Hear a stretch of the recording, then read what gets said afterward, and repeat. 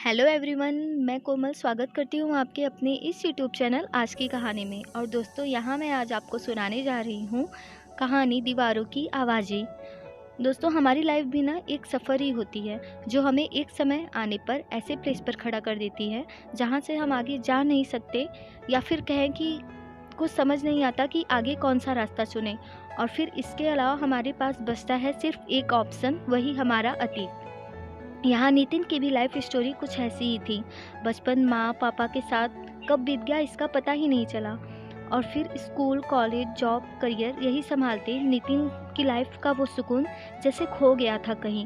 नितिन अब भी माँ पापा के साथ ही रहता है, जहाँ अब उसे कुछ अच्छा नहीं लगता, ना ही कुछ पहले जैसा लगता है। कई दफ़ा अपने माइंड को डाइवर्ट करने के लिए वह अपनी किताबों की दुनिया में खो जाता।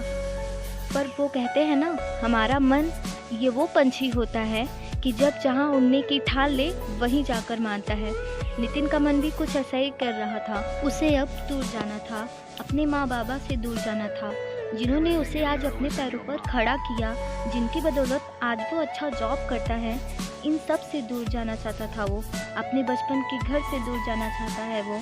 अपने कमरे में किताबों से मन बहलाते बड़ी मुश्किल से रात गुजारने के बाद अगली सुबह माँ बाबा को अपने कमरे में बुलाने के बाद उसने अपना फैसला सुना दिया।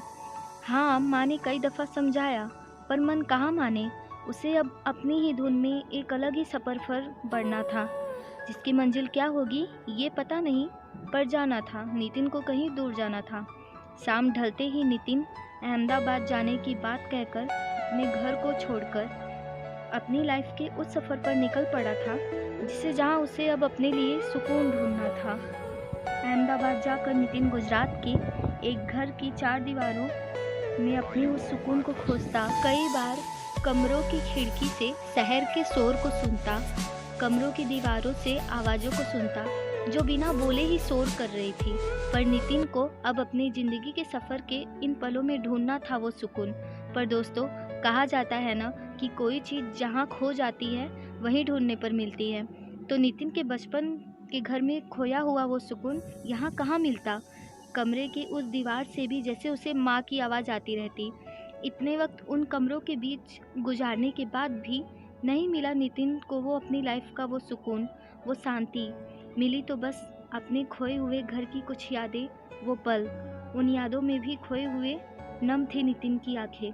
बस आवाज़ आ रही थी, एक ही आवाज़, वो घर याद आता है मुझे। और फ्रेंड्स, अगर आपको मेरी ये कहानी पसंद आती है तो कमेंट करके मुझे ज़रूर बताएं।